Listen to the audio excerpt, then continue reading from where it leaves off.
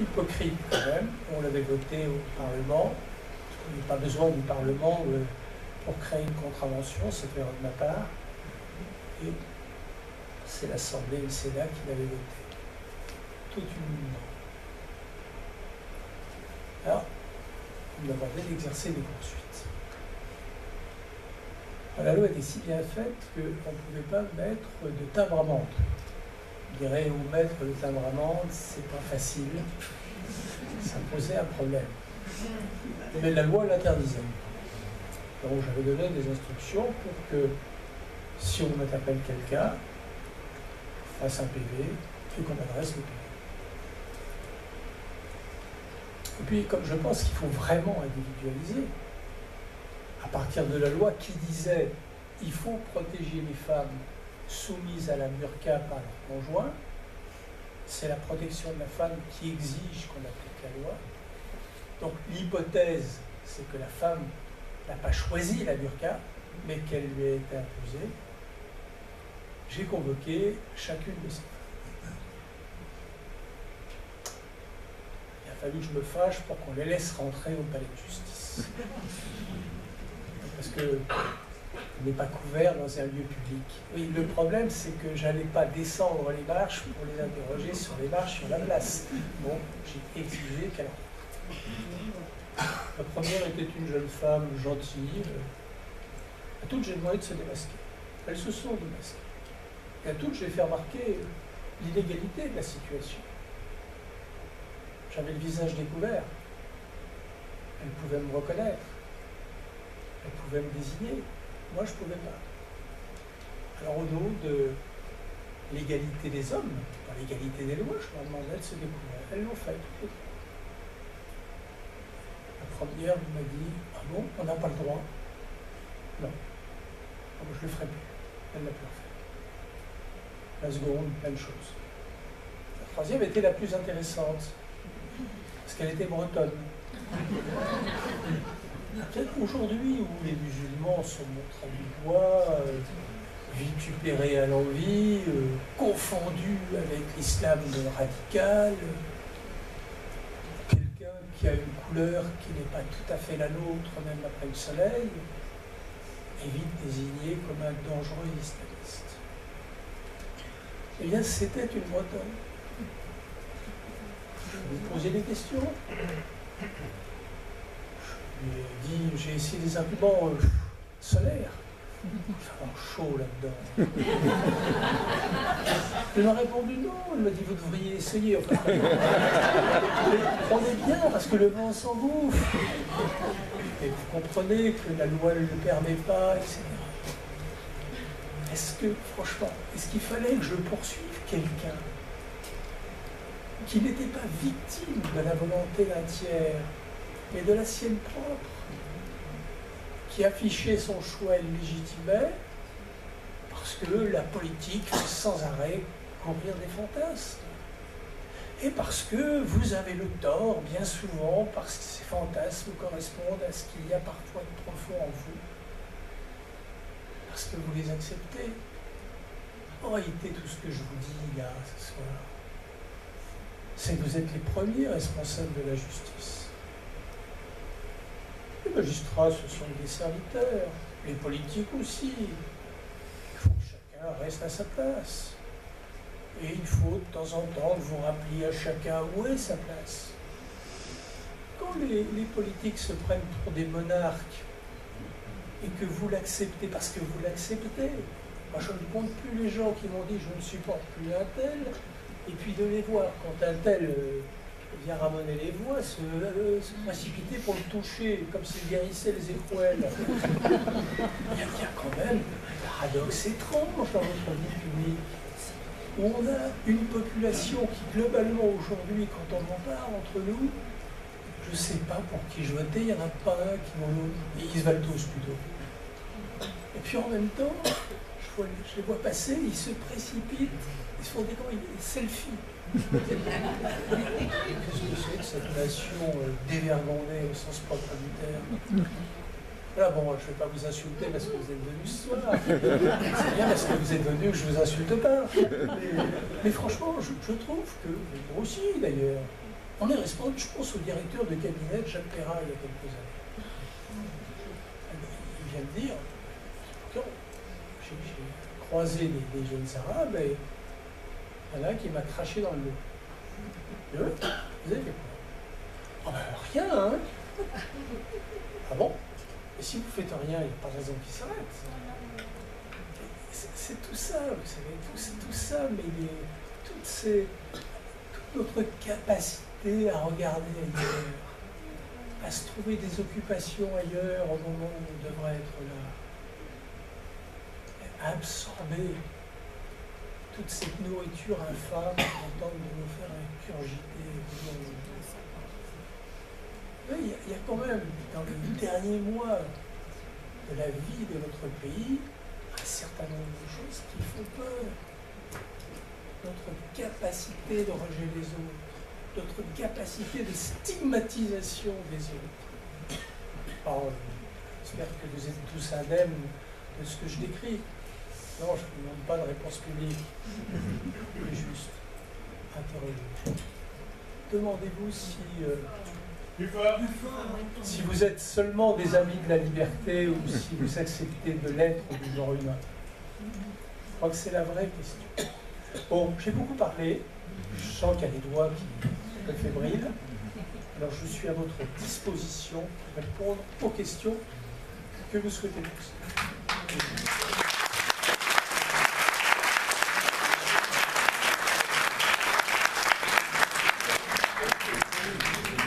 Ça, c'est l'avantage du premier rang. Monsieur le procureur, vous avez fait rire lorsque vous avez parlé de députés. Micro. Lorsque vous entendez? Oui, ouais, ça va. Lorsque vous avez parlé de députés que vous avez écrit et à qui que vous avez renvoyé dans les bars, comme on dit. Mais il n'empêche que cette simple anecdote peut nous permettre de nous poser la question, à savoir que le clientélisme, y compris dans la justice, ça existe. Et vous êtes vous-même bien placé pour savoir que vos prédécesseurs ne lésinaient pas trop sur les arrangements entre les politiques eux-mêmes. Il faut quand même se rendre compte que la justice, que ça puisse vous gêner ou pas, et c'est mon avis, c'est quand même, et ça reste, une justice de classe.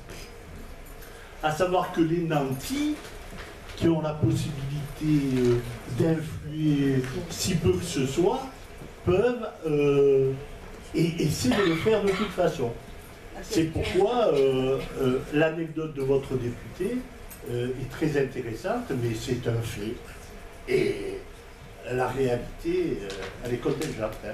Voilà. Non, je ne dis pas que nous ayons une justice de classe, parce que nous sommes dans une société de classe.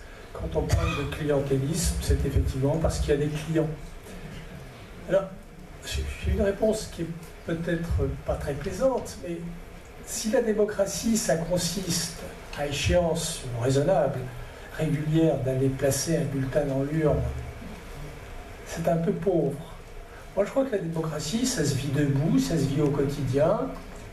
Ça vous permet de dire « ça ne me convient pas », et entre deux élections même, pas seulement d'attendre de pouvoir dégager celui qui vous déplaît. Et puis la démocratie, c'est pas ce que j'ai vu souvent ici, pardon, dur, hein, de commerçants, une seconde, je peux finir, de commerçants me disant un certain nombre de choses sur les craintes qu'ils avaient des politiques. Mais je les voyais surtout regarder à gauche, à droite. Est-ce qu'on est bien, monsieur le procureur, dans un coin où personne ne peut nous entendre? Mais oui, mais vous comprenez, bon, j'arrive pas à suivre. Vous avez raison de critiquer cette justice qui est une justice de classe. Je ne vois pas comment il pourra en être autrement tant que dans ce pays, quelqu'un vous dira, et ça arrive souvent, moi je suis du petit peuple. Qu'est-ce que c'est le petit peuple? Qu'est-ce que c'est que cette acceptation incroyable d'une situation qui n'existe pas que dans l'esprit de ceux qui en profitent. Voilà, la démocratie, c'est une bataille. Nos ancêtres se sont battus pour l'avoir. Et nous la dégustons. C'est pas la même chose. Demandez aux juges si... parce que moi, quand je suis arrivé, j'étais un peu surpris quand même, en 99. Haro sur les juges, oui, enfin pas tous, mais quelques-uns un peu remarquables. Mais tout le monde avait l'air de savoir. Tout le monde savait un tas de choses. Et qui est allé voir quelqu'un qui pouvait faire quelque chose pour dire il faut changer ça? Ah non, non, chut. Le ciel pourrait nous tomber sur la tête. Alors, critiquez tant que vous voulez, mais vos critiques seront recevables le jour où vous montrez un peu plus de dynamisme démocratique. Pas tout, hein. C'est pour tout le monde. C'est quoi le dynamisme démocratique? C'est pas laisser faire. Écoutez, alors, j'ai 5 questions. 1, 2, 3, 4 et 5 au premier rang. 1. Tout d'abord, merci d'être ici, d'être venu. Une première question très courte. J'ai des doutes que peut-être vous partagez sur la formation des magistrats. Les facultés de droit à l'école de Bordeaux ne me paraissent pas particulièrement ajustées pour faire de bons magistrats. Mais je ne sais pas quel est votre avis. Deuxième question. J'ai le sentiment qu'on est en train de marcher vers à nouveau le retour de l'internement administratif, avec pourquoi pas le rétablissement de la peine de mort pour tous ceux qui sont susceptibles de commettre des meurtres. Ce qui risque de faire beaucoup de dégâts, puisque depuis le gouvernement d'Aladier jusqu'à Vichy, en passant par la Libération et la guerre d'Algérie, on a connu ces internements administratifs, c'est-à-dire 12 ans, avec des résultats très incertains. Ça me paraît très inquiétant d'entendre dans le climat cette idée qu'il faut, par exemple, interner préventivement les individus fichés avant même qu'ils aient commis un acte délictueux quelconque. Sur l'école de la magistrature, moi je pense qu'il faut la supprimer parce qu'elle crée des techniciens de la justice et c'est pas ce dont on a besoin. Bon, les facultés de droit font ce qu'elles peuvent pour nous enseigner le droit, mais nous s'intéressent assez peu à la justice, il faut bien le dire, ce qui est une faille considérable.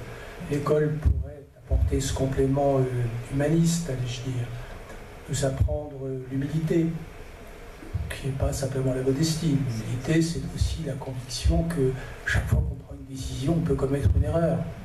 C'est important pour un magistrat. Et puis on est dans un modèle qui avait sa valeur à la Libération, qui n'en a plus. C'est un peu comme l'ENA, me semble-t-il, qui était une école d'administration et c'est devenu une fourmilière de politiciens. On voit bien qu'il y a un problème de déviance même du système. Alors vous parlez de ce qu'on peut redouter aujourd'hui, mais vous savez, il y a des choses qu'on n'a pas voulu voir non plus, qui étaient tout aussi redoutables. Chacun sait que les prisons sont engorgées, surpeuplées, avec des taux de 300%. Là où il devrait y en avoir un, il y en a 3. On l'a tous, enfin, un certain nombre va l'avoir dénoncé. Ici, j'ai demandé une prison correcte à Nice. Je me souviens d'un sénateur ayant l'extrême bonté de nous indiquer en réunion, Dieu merci, cercle privé, mais c'est dommage. Oui, on la mettra dans la plaine du Var, comme ça on pourra les noyer. Je cite. Ah oui, j'en ai entendu là-dessus. Donc, mais je reviens juste au thème. Elles sont engorgées, mais depuis 1875, le principe est voté de l'encellulement individuel. Un homme, une femme, une cellule. Pas 2, pas 3, pas 7. Une. Depuis 1875. Pareil qu'on veut construire 10 000 prisons. Mais ça ne suffira pas. Ça suffira d'autant moins que l'idée, c'est pas de désendanger l'ensemble pour l'ensemble, c'est de faire en sorte que les radicaux islamistes ne contamine pas les autres. Vous voyez, c'est pas inutile, mais c'est pas forcément le grand bout de la lorgnette.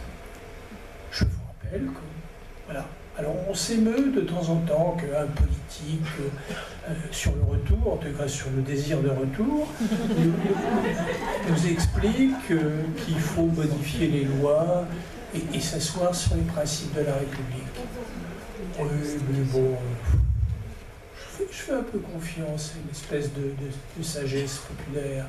Il y a des choses qu'on nous avait annoncées qui ne sont pas faites. En même temps, moi je me battrais pour que dans les prisons, la dignité de la République soit préservée. Et elle est préservée parce qu'elle retient pour son intérêt des gens qui doivent s'y trouver et qui ne peuvent que s'y trouver dans la dignité.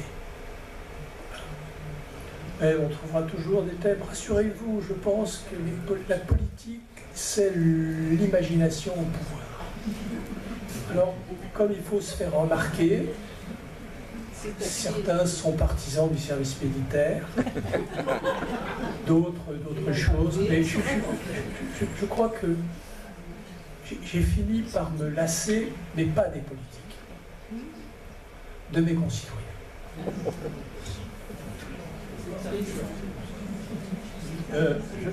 Est-ce qu'on entend là? On entend là? Ah bon? Je ne suis pas du tout juriste. Alors j'en profite. Est-ce que la destruction de preuves, de délits, ça tombe sous la loi? Est-ce qu'il y a une jurisprudence, une juridiction là-dessus? Bon, on l'a vu avec Kathleen, il y a de grands exemples en Pologne où certaines preuves de délits étaient supprimées. Mais le 14 juillet, ici à Nice, j'ai entendu dire que la vidéo de la promenade devait être détruite. Est-ce que vous considérez en tant que juriste que c'est une destruction d'une preuve, puisqu'il y avait massacre, ou est-ce que ça ne tombe pas sous le juridique, ça tombe sous le politique, c'est-à-dire qui est décisionnel dans ce genre d'affaires? Alors qu'il y avait des dizaines de photographes qui prenaient des photos, c'est-à-dire que le document était presque officialisé par les amateurs. Est-ce qu'on veut...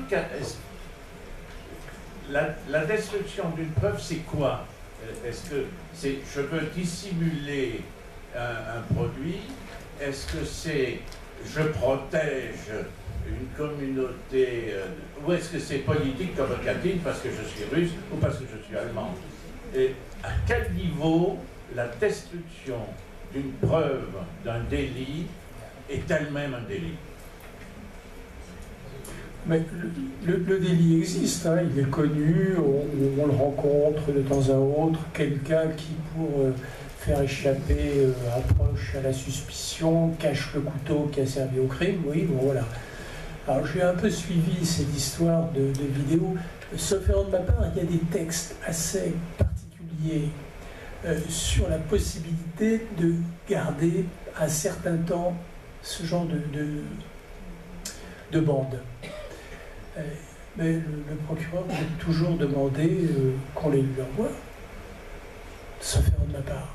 Et c'est pas ce qui s'est passé là-dedans? Il me semble que si. Moi, je sais qu'au parquet, ils ont mis les bandes et qu'ils les ont regardées. Donc il n'y a pas eu de disparition. Vous parlez de quoi? De tentation parce que je vous sens un peu flou. Non, d'après une version de Nice Matin.